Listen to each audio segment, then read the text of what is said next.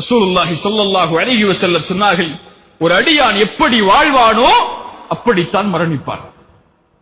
ஒரு அடியான் எப்படி மரணிக்கிறானோ அப்படித்தான் நாளை மறுமையில் எழுப்பப்படுவான்.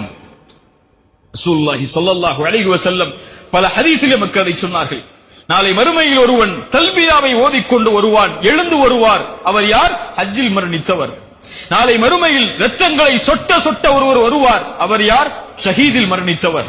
இந்த அல்லாஹ்வுடைய தூதர் ஸல்லல்லாஹு அலைஹி வஸல்லம் ஒருவருடைய மரணத்துடைய முக்கியத்துவத்தை நினைவுபடுத்தி பல ஹதீஸ்களில் நமக்கு சொன்னார்கள். அல்லாஹ்வுடைய தூதர் ஸல்லல்லாஹு அலைஹி வஸல்லம் சொன்னார்கள், அழகான ஹதீஸ் அது.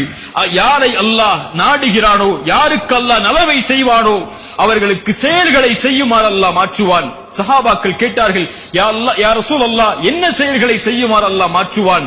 அல்லாஹ்வுடைய தூதர் ஸல்லல்லாஹு அலைஹி வஸல்லம் சொன்னார்கள், யுவஃபிகுஹு லிஅமலின் ஸாலிஹின் கப்லல் மௌத். மரணத்திற்கு முன்னால் நல்ல செயலை செய்யக்கூடிய தௌஃபீக்கை, அருளை அல்லாஹ் செய்து மரணிக்க வைப்பான். பல நல்லவர்களுடைய மரணங்களை நீங்கள் பார்த்திருக்கலாம். சுஜூதில் மரணித்திருப்பார்கள், குர்ஆனை ஓதிய நிலையில் மரணித்திருப்பார்கள், தொழுகைக்கு தயாராகக்கூடிய நிலையில் மரணித்திருப்பார்கள், மார்க்கத்தை பற்றி பேசக்கூடிய சபையில் ஒரு அறிஞர் மரணித்திருப்பார்கள். இவர்களுடைய மரணம் இயற்கையாக ஏற்பட்ட மரணம் அல்ல.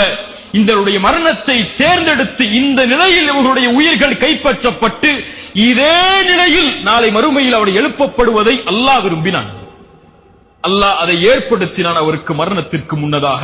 அது போல பாவங்கள் செய்தவர்கள் அதே பாவத்துடைய நிலையை எண்ணியவர்களாக நாளை மறுமையில் வருவார்கள்.